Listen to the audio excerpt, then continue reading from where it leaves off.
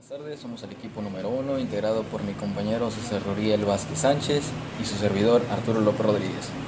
los cuales somos de la carrera de licenciado en Derecho de octavo cuatrimestre de ICES Campus Valle, San Luis Potosí. En este video les hablaremos sobre el Derecho Internacional Privado, materia impartida por la licenciada Beatriz Campos Delgado,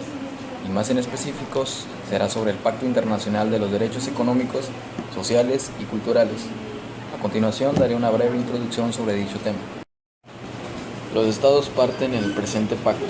considerado que conforme a los principios enunciados en la Carta de las Naciones Unidas, la libertad, la justicia y la paz en el mundo tienen por base el reconocimiento de dignidad inherente a todos los miembros de la familia humana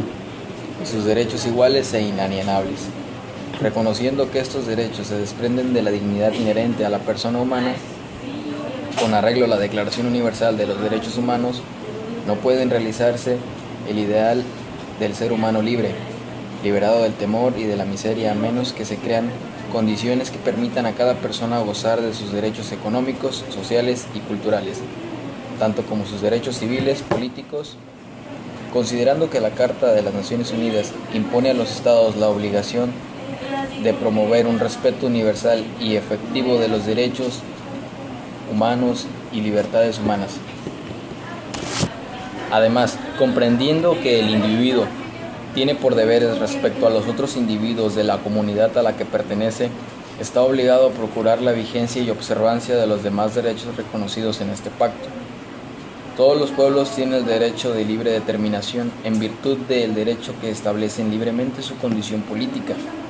y de proveer a sí mismos su desarrollo económico, social y cultural. Para el logro de sus fines, todos los pueblos pueden disponer libremente de sus riquezas y recursos naturales, sin perjuicio de las obligaciones que derivan de la cooperación económica internacional, basada en el principio recíproco, así como el derecho internacional.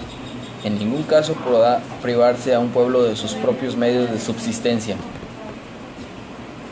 Los estados parten en el presente pacto, incluso los que tienen la responsabilidad de administrar los territorios no autónomos y territorios de fideicomiso, proveerán el ejercicio de derecho de libre determinación y respetarán este derecho de conformidad las disposiciones de la Carta de las Naciones Unidas.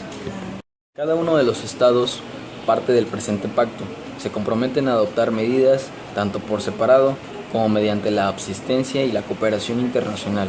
especialmente económicas y técnicas, hasta el máximo de los recursos que se dispongan, para lograr progresivamente,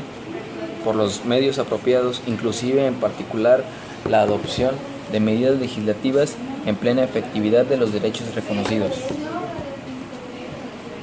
Los estados del presente pacto se comprometen a garantizar el ejercicio de los derechos en que se enuncian sin discriminación alguna raza por motivos de color, sexo, idioma, religión, opinión pública o otra índole, origen nacional o social o posición económica, nacimiento o cualquier otro tipo de condición social existente. Los países en desarrollo, teniendo debidamente en cuenta los derechos humanos y su economía nacional, podrán determinar en medida garantizada los derechos económicos reconocidos por el presente pacto a personas que no sean nacionales suyos. Los estados partes en el presente pacto se comprometen a asegurar a los hombres y a las mujeres igual título a gozar los derechos económicos, sociales y culturales enunciados en el presente pacto. Los estados partes en el presente pacto reconocen que el ejercicio de los derechos garantizados conforme al presente pacto del estado, podrá someter tales derechos únicamente a limitaciones determinadas por la ley, solo en medida compatible con la naturaleza de los mismos derechos y con exclusivo objetivo de promover el bienestar de los mismos. No podrán admitirse restricción de ninguno de los derechos humanos fundamentales reconocidos o vigentes en un país, en virtud de las leyes, convenciones, reglamentos o costumbres, a pretexto de que el presente pacto no lo reconoce, ni incluso a menor grado. Los estados partes en el presente pacto reconocen el derecho a trabajar, que comprende el derecho a toda persona a tener la oportunidad de ganarse la vida mediante un trabajo libremente escogido o aceptado, y a tomar las medidas adecuadas para garantizar este derecho. Entre las medidas que habrá que adoptar cada uno de los países partes en el presente pacto, para lograr una plena efectividad de que este derecho deberá figurar la orientación y la formación tecnoprofesional, la preparación de programas, normas y técnicas encaminadas a conseguir un desarrollo económico, social y cultural constante y la ocupación plena y productiva en condiciones que garanticen las libertades políticas y económicas fundamentales de cada persona humana. Los Estados partes en el presente pacto reconocen el derecho de toda persona al goce de condiciones de trabajo equitativas y satisfactorias, que les aseguren en especial una remuneración que proporcione un mínimo a todos los trabajadores, un salario equitativo e igual y proporcional a lo que éste convenga. Continuando con los pactos internacionales, seguimos con que los Estados partes en el presente pacto se comprometen a garantizar 1. El derecho de toda persona a fundar sindicatos y a afiliarse al de su elección, con su sujeción únicamente a los estatutos de la organización correspondiente, para promover y proteger sus intereses económicos y sociales. No podrán imponerse otras restricciones al ejercicio de este derecho que las que prescriba la ley y que sean necesarias en una sociedad democrática en interés de la seguridad nacional o del orden público, o para la protección de los derechos y libertades ajenos. 2. El derecho de los sindicatos a formar federaciones o confederaciones nacionales y el de estas a fundar organizaciones sindicales internacionales o a afiliarse a las mismas.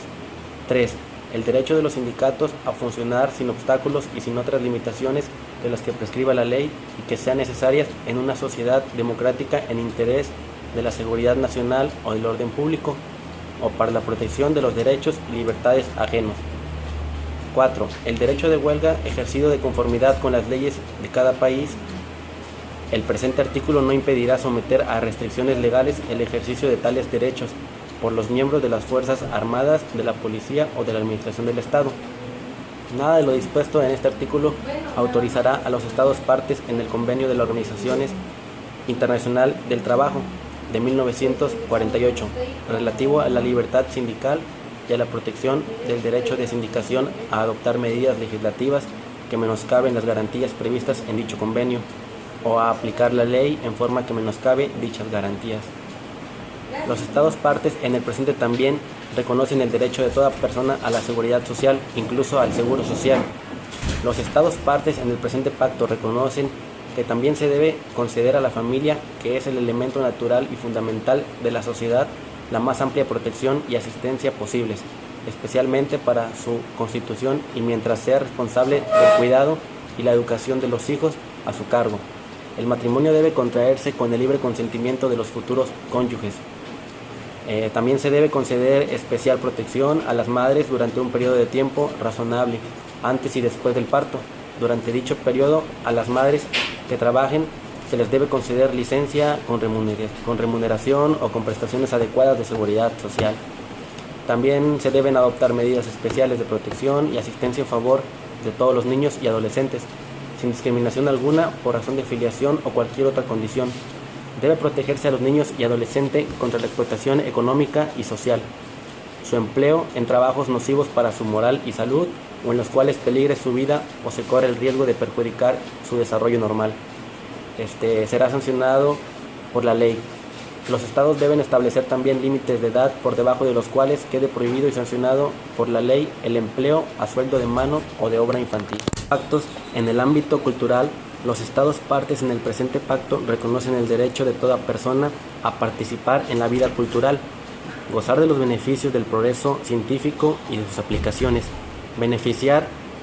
de la protección de los intereses morales y materiales que les correspondan por razón de las producciones científicas, literarias o artísticas de que sea autora.